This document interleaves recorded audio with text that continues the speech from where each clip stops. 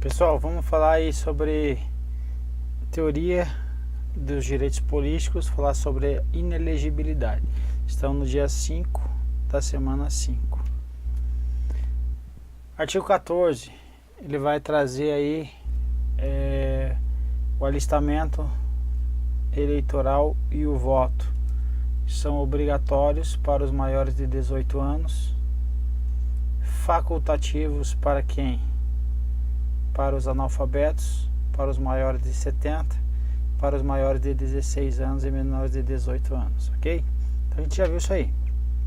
Só relembrando então aqui, entre 18 e 70, 18 e 70 o que? O voto é obrigatório, para cá, voto facultativo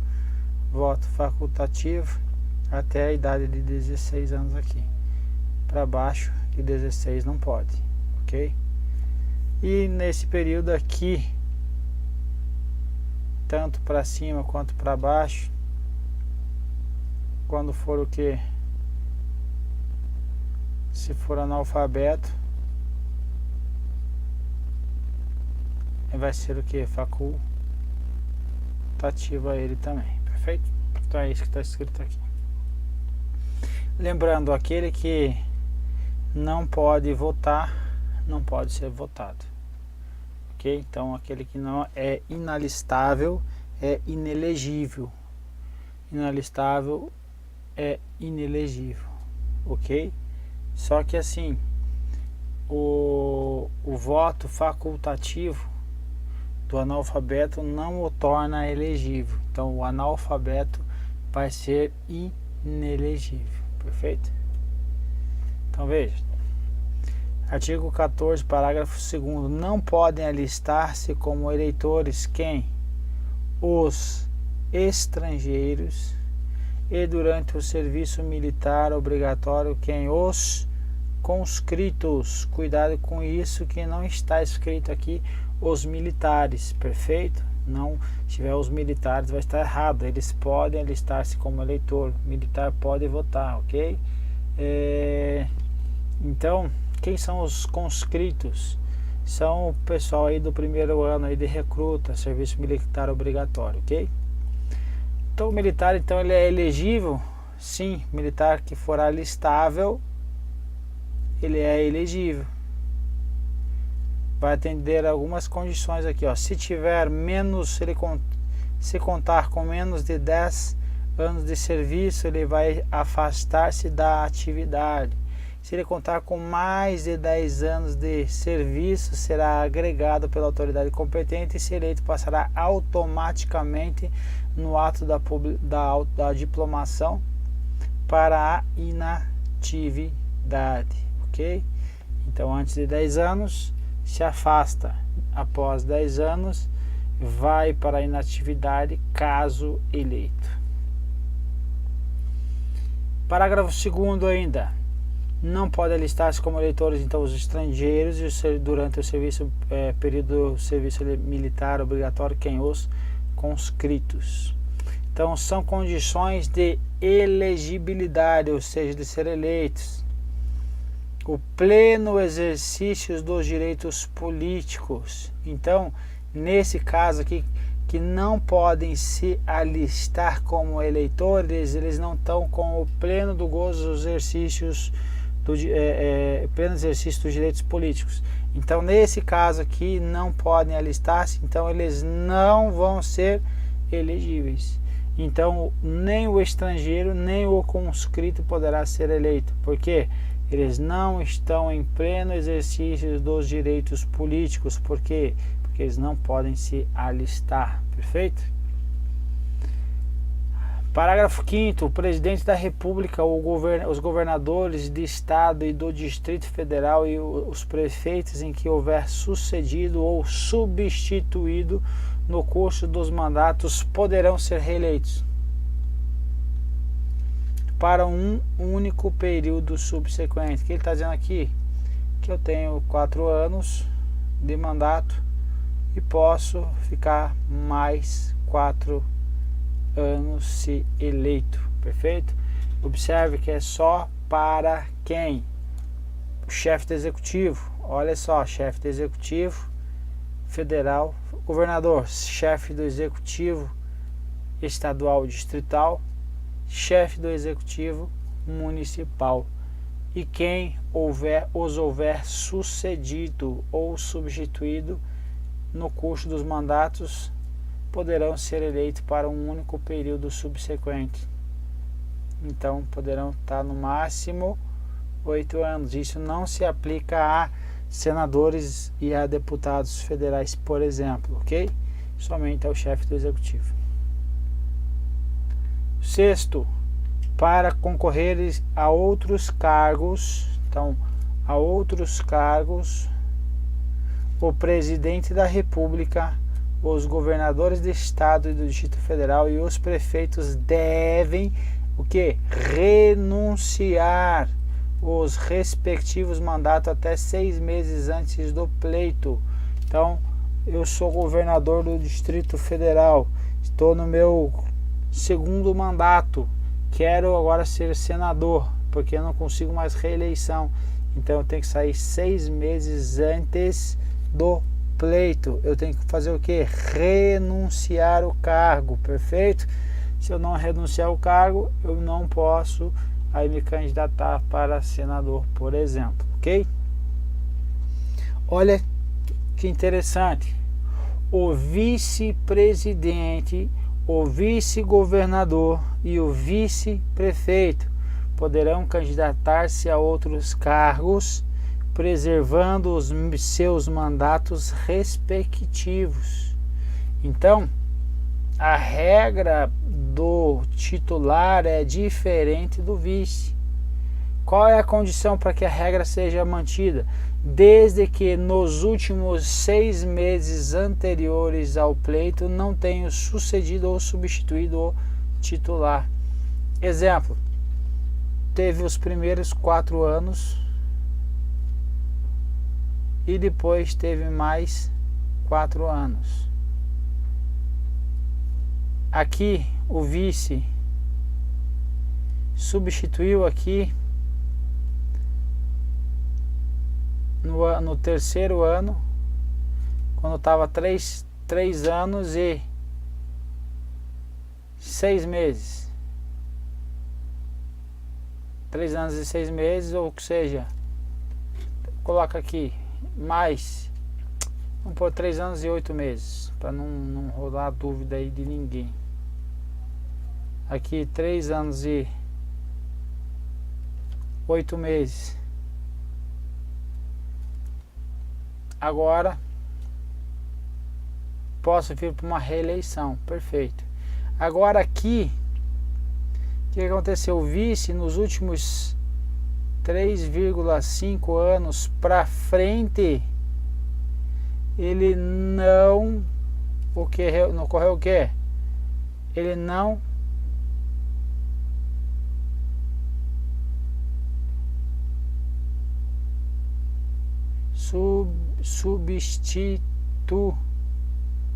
nossa, ficou horrível isso.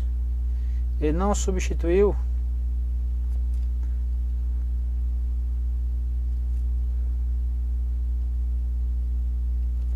não substituiu, caramba, tá feio o negócio, vamos lá, não substituiu o governador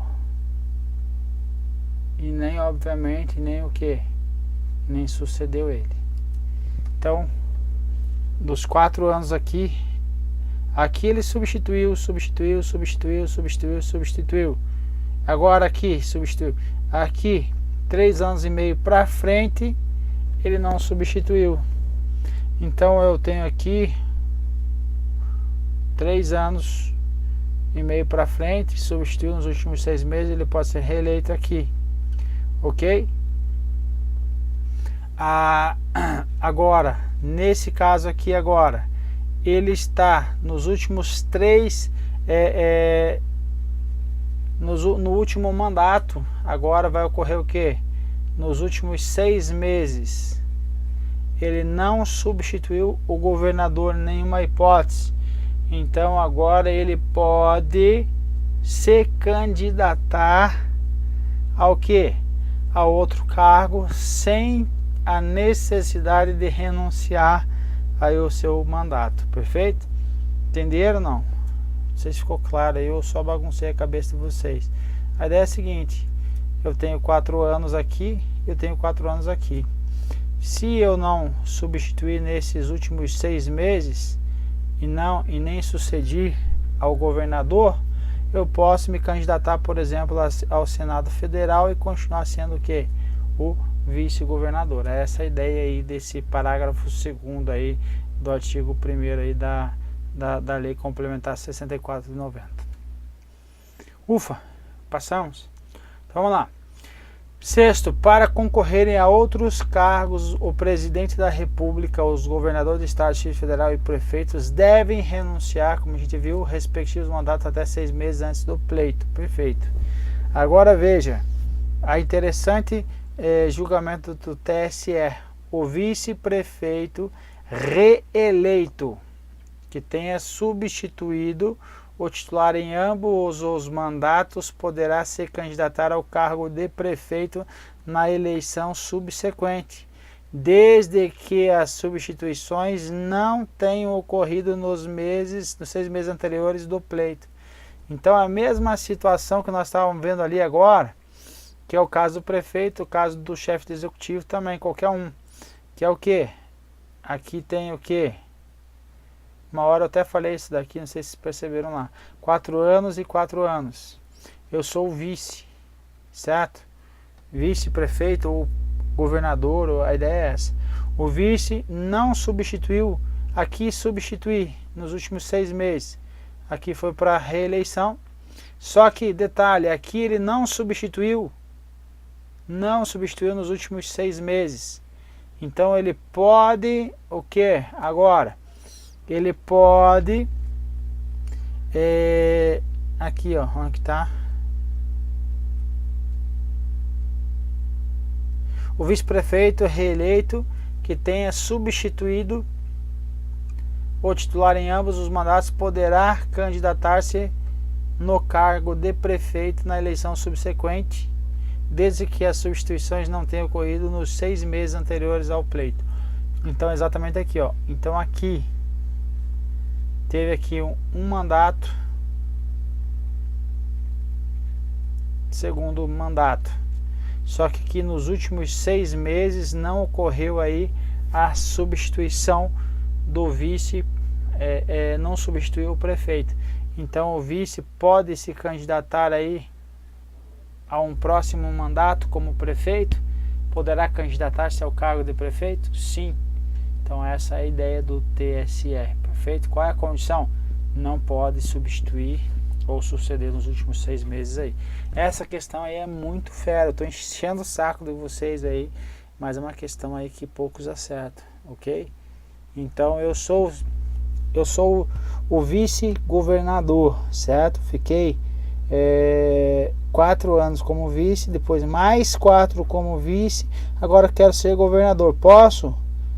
Posso. Qual é a condição? Nos últimos 6 meses antes do pleito eu não posso substituir o governador. Aí eu posso sim me candidatar a governador. Perfeito? Então essa é a ideia aí que o TSE traz aí para nós. Questão agora a gente vai falar sobre o parágrafo 7º, que vai falar sobre a inelegibilidade, chamada inelegibilidade reflexa. Então, no território de jurisdição do titular ou cônjuge, os parentes consanguíneos ou afins até o 2º grau, ou por adoção de quem? Do presidente da República, do governador, do prefeito e quem os haja substituído dentro dos 6 meses anteriores ao pleito, salvo seja titular de mandato eletivo, candidato à reeleição. O que ele está dizendo aqui? Ele está dizendo que o chefe do executivo, ele tem o que? A máquina pública em favor a ele. Então a ideia é que se você é chefe do executivo, se é governador, você não pode ter um cônjuge, não pode ter um parente consanguíneo ou afins até o 2º grau, ou por adoção. Não posso, então, o governador não pode ter um deputado distrital, certo? Não pode, perfeito? Aí eu sou governador estadual, eu não posso ter quem? Eu não posso, dentro da jurisdição do titular, não pode ocorrer então aí uma eleição, porque eles são inelegíveis, certo? Como se fosse uma espécie de nepotismo, certo? Para evitar que a máquina pública trabalhe em função aí desses cidadãos aí, ok? Lembrando então que são inelegíveis quem?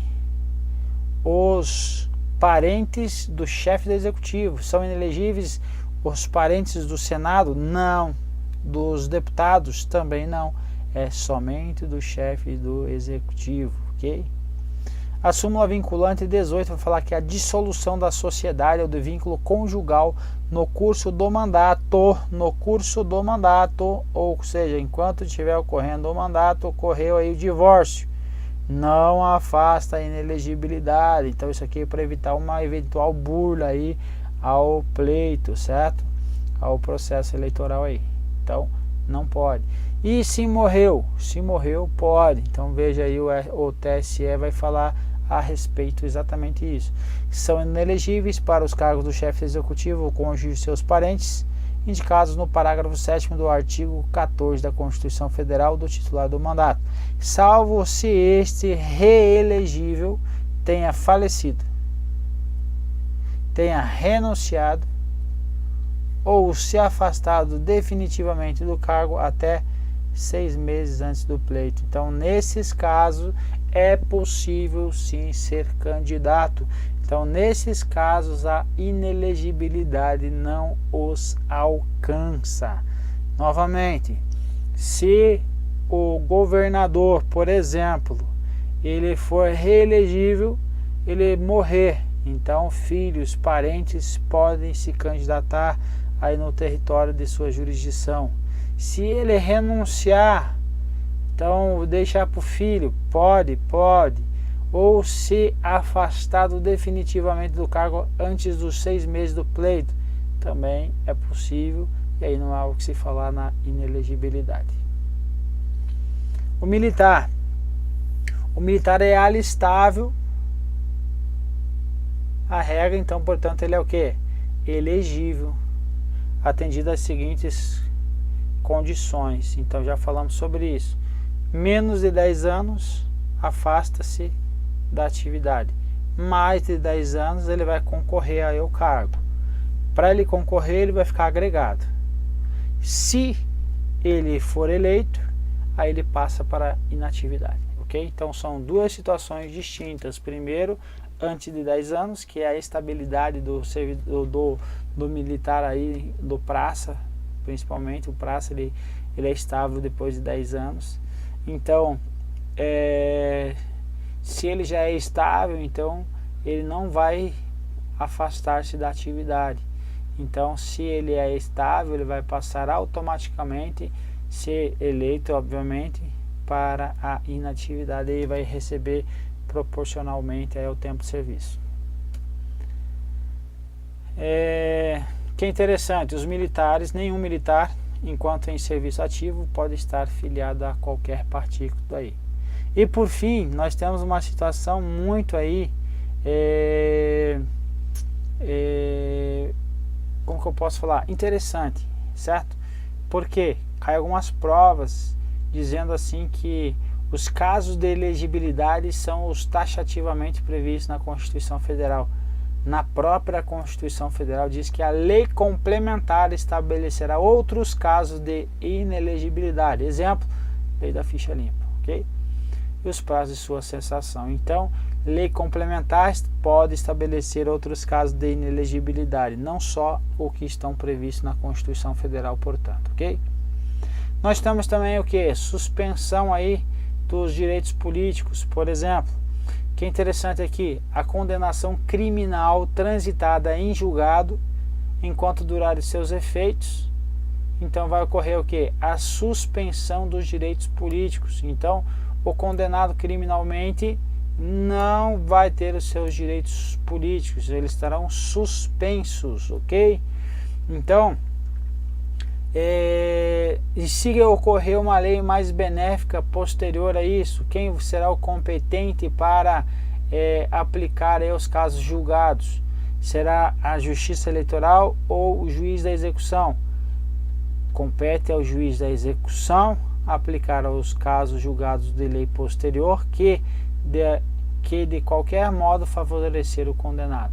Então ele está suspenso, direitos políticos suspensos, vem uma lei mais benéfica. Quem vai julgar isso não será a justiça eleitoral, e sim quem? O juiz da execução. Perfeito? O juiz da execução. Então, questão boa aí para a prova. O STJ vem falando ainda a respeito disto. A justiça eleitoral é incompetente para determinar a suspensão dos efeitos da decisão criminal transitada em julgado em virtude da superveniência de lei penal mais benéfica ao candidato. Então, nesse caso, devendo tal matéria ser suscitada perante o juiz de execução criminal. Então, o juiz da execução criminal vai ser o juiz competente aí para suspender aí os efeitos de uma decisão transitada em julgado que trata aí de suspensão de direitos políticos. Por fim, agora a gente vai falar que algumas questões falam sobre esses dois parágrafos que nós vimos aí. O primeiro, que são inelegíveis os inalistáveis, ou seja, o que é inelegível? Que não pode se eleger. Quem não pode se alistar, e os analfabetos. Então, quem não pode se alistar são inalistáveis, por exemplo, o estrangeiro e o conscrito. Perfeito? Quem mais? Então, eles não podem ser eleitos. Quem mais que não pode ser eleito? Os analfabetos. É por isso que tempos atrás aí teve um candidato aí que teve que ler uma frase para mostrar que ele não era analfabeto. Foi um Deus nos acuda aí. Então, nesse caso, é chamado da inelegibilidade absoluta. E a relativa? São os que são o quê? Parentes aí, cônjuge de quem? Dos chefes do Poder Executivo aí, estadual, distrital, federal e municipal. Perfeito? E os que agem substituído dentro dos 6 meses anteriores ao pleito aí. Ok? Então, nesse caso aí são o quê? Inelegibilidade relativa. Beleza, meu povo? Nós tínhamos para falar isso, agora você vai ter condições aí de estar respondendo todas as questões aí relativas a essa matéria aí. Beleza? Um abraço e fiquem todos com Deus.